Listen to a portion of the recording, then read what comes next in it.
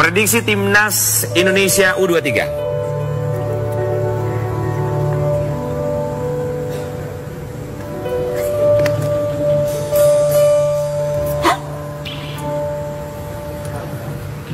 Kalau untuk saat ini aku melihat kiri kanan ramai, bertumpah semua manusia teriak. Di sini terlihatnya gembira, wah, gitu, hore, gitu. Sebuah kemenangan, sebuah kejayaan, sebuah kebahagiaan yang rasanya tidak pernah, sudah lama tidak pernah dirasakan sehubungan dengan Indonesia. Oke, jadi kamu melihat kegembiraan, euforia bahagia ya? Berarti Indonesia berarti menang gitu ya? Insya Allah menang. Amin. Nah itu dia tadi teman-teman ya, prediksi dari, saya nggak tahu itu nama paranormalnya siapa ya. Dia meramal bahwa Indonesia akan menang, tapi pakai kata insya Allah, berarti belum pasti ya. Nah kita kalau namanya prediksi ya wajar, kan itu cuma mengira-ngira. Saya pun berharap Indonesia tetap menang ya, masih akan melanjutkan tren kita untuk menang, melangkah ke final coy. Kalau udah sampai final kita udah pasti lolos Olimpiade ya. Jadi juara AFC U23 dan runner up itu langsung lolos. Yang kalah di semifinal akan diadu lagi untuk memperebutkan tempat ketiga, juga otomatis lolos. Yang peringkat keempat akan diadu lagi melawan negara Guinea ya, kalau nggak salah, dari Afrika. Yang menang akan lolos Olimpiade. Lolos Olimpiade itu adalah sesuatu hal yang sangat besar dan mantap ya.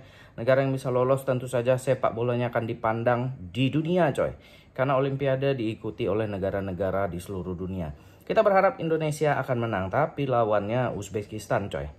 Jadi kalau melihat statistik ya, pertandingan kemarin Uzbekistan itu di Piala AFC U23 ini belum pernah kebobolan coy. Jadi belum ada satupun tim yang berhasil membobol lawan gawang Uzbekistan ya.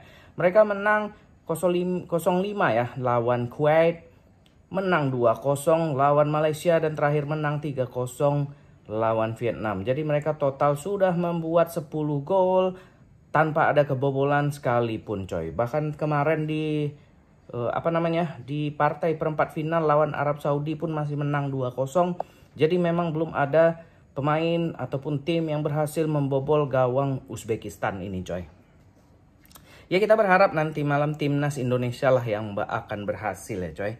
Nah satu lagi yang jadi permasalahan, karena nanti malam itu pemain andalan kita yang kemarin berhasil mencetak 2 gol ke gawang Korea ya, Rafael Strike, nanti malam gak bisa main coy ya, karena akumulasi kartu kuning. Jadi otomatis dia bakal absen.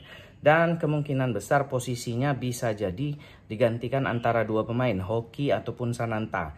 Kalaupun Coach Sintayong tetap memakai striker murni, tentu saja biasanya Hoki ya. Karena selama ini Hoki lebih diutamakan untuk menggantikan posisi strike ataupun striker ujung tombak kita. Kenapa begitu? Karena kayaknya Sananta dia nggak sanggup kalau main harus 90 menit coy. Dia lebih diutamakan seperti super sub aja, pengganti coy ya. Atau Coach Sintayong bisa memakai opsi satu lagi, menjadikan Marcelino sebagai penyerang depan ya, dengan kanan kirinya itu bisa jadi Witan satu. Opsi yang kedua bisa Schroyer coy, Kelly Schroyer bisa jadi penyerang untuk dijadikan opsi menggantikan posisi Marcelino yang didorong maju ke depan. Nah itu dia. Untuk dari pemain yang lain kemungkinan masih sama coy ya. Kita kipernya mungkin masih Hernando Ari dengan 3 back posisi di belakang. Kita masih memakai formasi 3-4-3 ya menurut saya Coach Sin ini. Yang kemungkinan besar nanti bisa berubah menjadi 5-3 ya, betul 5-2-1 coy. Betul, sorry ya. Kalau jadi 5 di belakang berarti 3-2. Nah, begitu coy. 5-4-1 bisa juga. Nah, pokoknya nanti yang posisi 3 back itu bisa menjadi 5 back dengan sayap kanan dan sayap kiri turun ke bawah coy. Nah, jadi posisi sayap ini yang sangat penting ya. Pemainnya harus staminanya kuat, bermain minimal 90 menit untuk naik turun coy. Ketika kita diserang, sayap kanan dan sayap kiri ini otomatis ikut bertahan coy. Kalau kita menyerang, sayap kanan dan sayap kiri kita otomatis ikut maju membantu serangan coy. Nah itu dia dari segi taktik menurut saya ya. Lawan kita Uzbekistan ya, pola permainan mereka hampir sama seperti kita, memainkan umpan-umpan pendek ya. Umpan-umpan pendek juga trupas. Ya pemainnya ternyata coy sudah mencetak 10 gol. Ya betul ya coy. 10 gol. Ya, pemain Uzbekistan itu mencetak 12 gol dari 10 orang pemain yang berbeda ya coy. Jadi kemungkinan besar itu mereka bermain secara kolektif, hampir seperti timnas Indonesia ya, bermain bola dari kaki ke kaki. Nah, jadi kemungkinan besar pertandingan nanti malam ya menurut saya akan lebih berat dibandingkan melawan Korea. Karena di sini kita melawan tim yang gaya permainannya hampir sama seperti kita. Jadi kunci nanti malam menurut saya itu siapa yang bisa mengambil lapangan tengah, tentu saja dia yang akan bisa memenangkan pertandingan coy. Pemain yang harus diwaspadai dari Uzbekistan tentu saja itu Abosbek Faizaluyev ya, kalau nggak salah sih namanya, yang bermain di CSKA Moskow.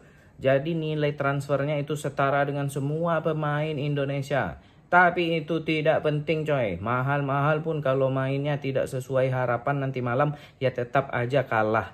Timnas Indonesia kalau memang dia mahal ya coy ya, matikan aja dia, otomatis yang lain juga tidak akan berkembang permainannya coy.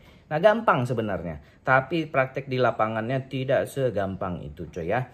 Nah karena kembali lagi nanti malam tim kita yang akan menghadapi Uzbekistan, gaya permainannya sama seperti kita. Jadi kemungkinan besar nanti malam pertandingan menurut saya akan alot coy.